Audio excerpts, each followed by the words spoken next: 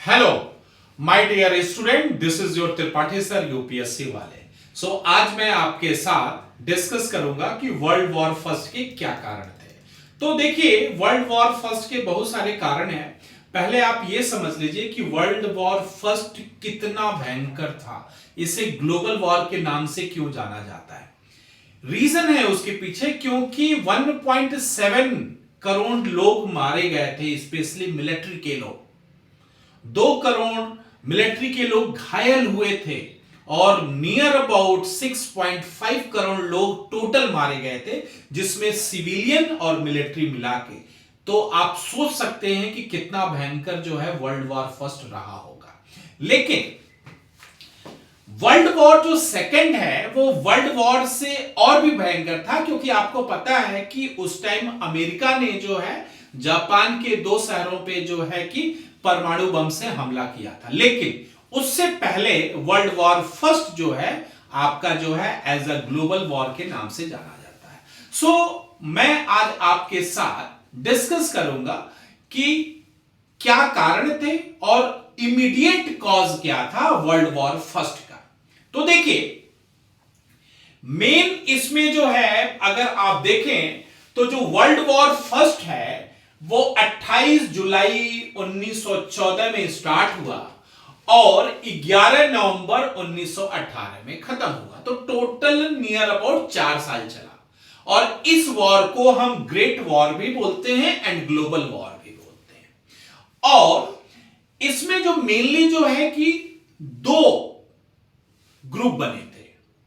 जो 2 ग्रुप बने थे वो आपस में लड़ते थे। उनका जो है कि काफी लंबे समय से जो है विवाद चल रहा था किसी न किसी कारण पे। तो वो भी मैं डीप में आपके साथ डिस्कस करूंगा। जैसे यहां पे वर्ल्ड वॉर फर्स्ट में जो है कि 2 ग्रुप बने।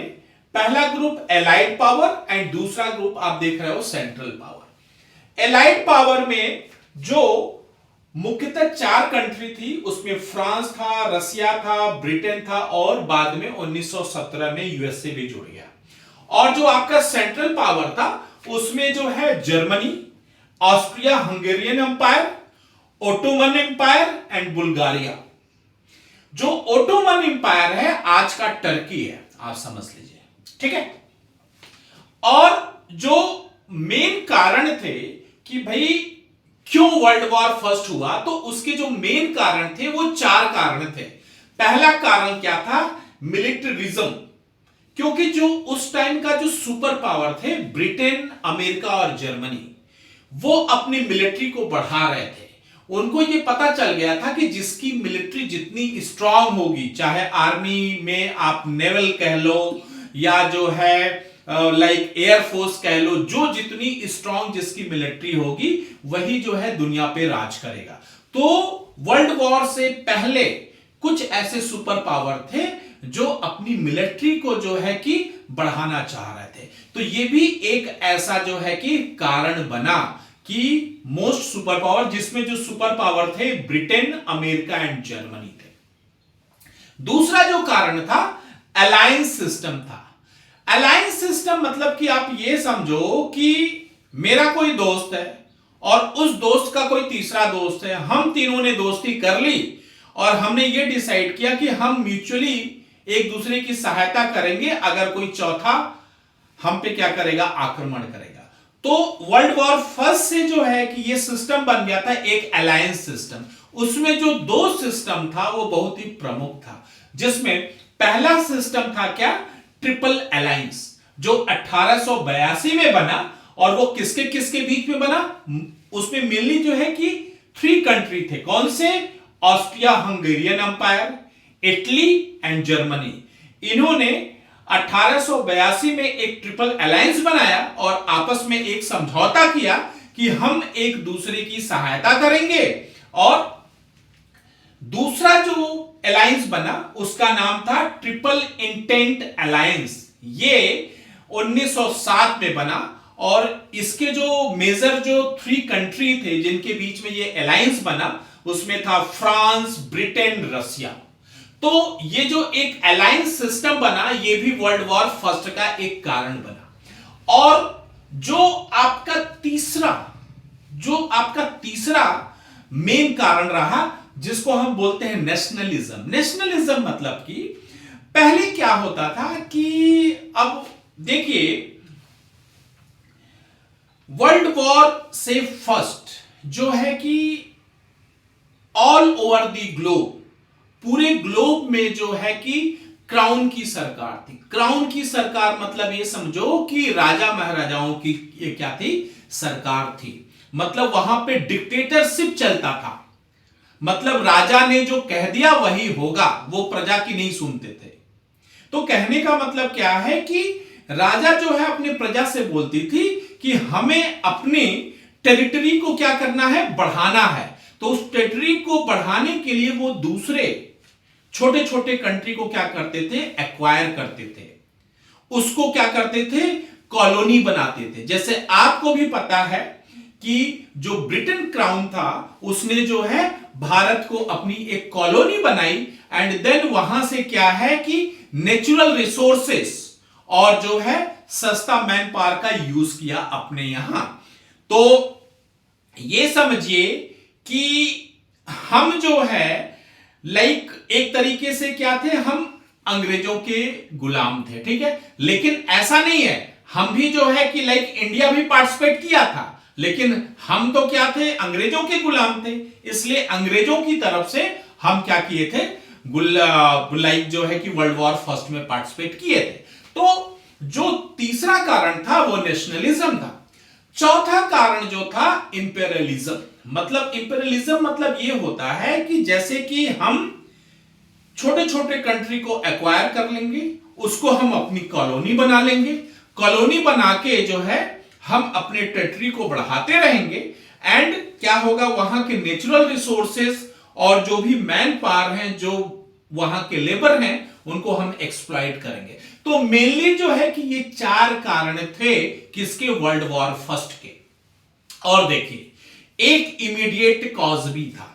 इमीडिएट कॉज मतलब क्या था कि जो ऑस्ट्रिया हंगेरियन अंपायर था, जो ऑस्ट्रिया हंगेरियन अंपायर था वो रसिया के बाद दूसरा सबसे बड़ा अंपायर था, समझ रहे।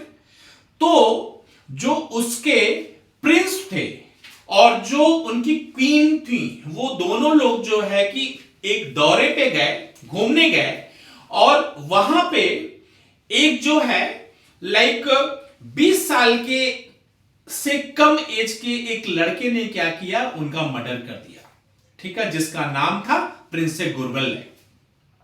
वो एक संस्था से जुड़ा था, जिस संस्था को माना जाता था कि वो सर्बिया में था। वो संस्था क्या था, सर्बिया में था, जिस संस्था से वो जुड़ा होता। और वो लड़के की एज जो है 20 साल से कम थी। तो जिस लड़के की 20 साल से एज कम थी, तो ऑस्ट्रिया हंगेरियन एम्पायर ने उसको पकड़ा, लेकिन उसको फांसी की सजा नहीं दे पाए, तो उसको 20 साल की उम्र कैद की सजा हुई।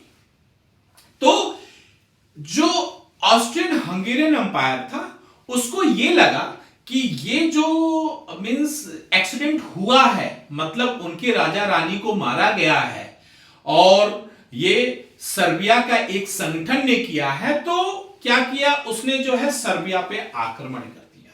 तो कहने का मतलब ये एक क्या बना, आपका एक इमीडिएट कारण बना। अब देखिए अगर मैं बोलूं तो वर्ल्ड वॉर फर्स्ट से एक ऐसी स्थिति थी कि सारी कंट्री किसी न किसी कंट्री से किसी न किसी विवाद के चलते जो है जुड़े हुए थे। ऐसा नहीं है कि तुरंत जो है 1914 में लड़ाई स्टार्ट हो गई, नहीं। अब आपको भी पता है कि जो फ्रांस और जर्मनी थे, फ्रांस और जर्मनी वो भी आपस में लाइक एक तरीके से वो लड़ रहे थे। क्यों? क्योंकि जो फ्रांस था वो जर्मनी से अपना अलास्के और मतलब उस एरिया को वो चाहता था, क्योंकि जो अलास्के एरिया था उसको जर्मनी ने एक्वायर कर लिया था। तो मेनली जो है कि फ्रांस चाहता था कि उसका जो अलास्के एरिया है वो और 1/4 मतलब 1/4 area of the Lorraine area को भी जो है कि फ्रांस जर्मनी से चाहता था। तो यह भी एक कारण था। दूसरा कारण यह था कि जो ओटोमन एम्पायर था, जो आज का टर्की है, और रसिया, ये भी जो है पहले से एक विवाद में चल रहे थे। मतलब कि रसिया जो है कि ओटोमन एम्पायर से जो है कि स्टेट ऑफ डर्डेनेल्स को एक्वायर करना चाहता था। अब स्टेट ऑफ डर्डेनेल्स क्या है? जो स्टेट ऑफ डर्डेनेल्स उस टाइम का एक प्रमुख समुद्री मार्ग था, जिस समुद्री मार्ग से जो है ट्रेड किया जाता था। आपको पता है कि उस टाइम में जो है कि लाइक हवाई जहाज एंड ऑल का ज्यादा प्रयोग नहीं होता था, तो मेनली जो ट्रेड का साधन था वो सी रूट ही था।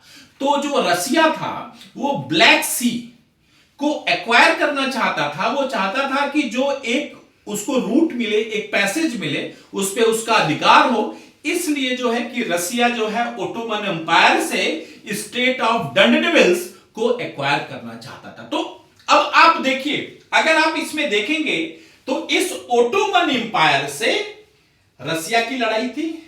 किस लिए? स्टेट ऑफ डर्डेनेल्स के लिए।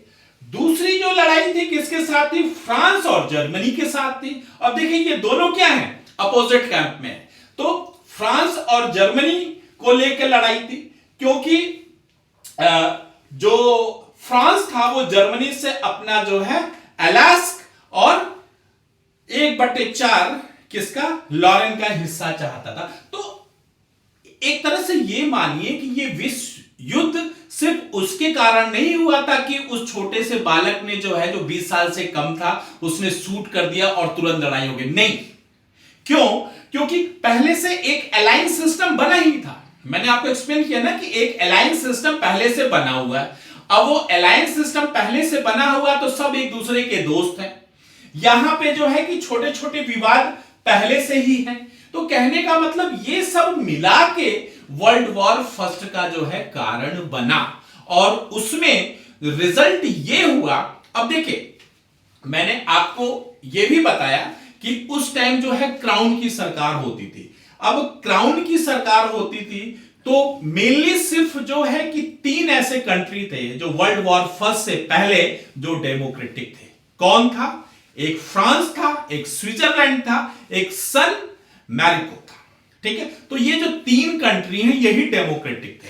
इसको छोड़ दिया जाए, इन 3 कंट्री को, सन मैरिनो को, तो और सारे कंट्री ना किसी तरीके से क्राउन द्वारा रूल किए जाते हैं। जैसे आपको ही पता है ब्रिटेन में क्राउन का रूल चलता था, महारानी का रूल चलता था, राइट? तो ऐसा था। और पहले क्या होता था कि लाइक आपको भी पता है कि जो प्राइवेट लिमिटेड कंपनियां हैं वो भी ट्रेड के लिए आती थी और छोटे छोटे कंट्री को जो है क्या करती थी? एक्सप्लॉइट करती थी। मतलब एक छोटे कंट्री को कुछ पैसा दे दिया, देन वहां के रिसोर्सेज एंड मैन पावर को एक्सप्लॉइट कर रहे हैं, जैसे ब्रिटेन ने किया। ब्रिटेन में पहले क्राउन, मतलब इंडिया में पहले क्राउन का रूल नहीं था। पहले ईस्ट इंडिया कंपनी आई, वो प्राइवेट लिमिटेड कंपनी थी। वो पहले प्राइवेट लिमिटेड कंपनी थी, वो आई, एक्वायर किया एंड देन रिसोर्सेज को एक्सप्लॉइट किया। तो कहने का मतलब क्या है कि वर्ल्ड वॉर का जो रीजन था, ये सारे आपके जो है रीजन थे जिसके कारण जो है वर्ल्ड वॉर फर्स्ट हुआ। ठीक है, तो अब देखिए, जो इस वॉर का जो मेन रिजल्ट हुआ, अगर मैं आपको उस टाइम का रक्षा बजट, मतलब जो डिफेंस पे जो पैसा खर्च किया जाता है, अगर मैं 6 कंट्री को एक्सप्लेन करूं कि वर्ल्ड वॉर से पहले जो 6 कंट्री थे वो जो है कि कौन कितना सुपर पावर था, तो देखिए जो पहली थी वो जर्मनी था। अब सोचिए, जर्मनी का जो रक्षा बजट था वर्ल्ड वॉर से पहले 110.8 मिलियंस ऑफ पाउंड था। दूसरा जो है ऑस्ट्रिया का था, जिसका जो है रक्षा बजट क्या था? 36.4 मिलियन ऑफ पाउंड।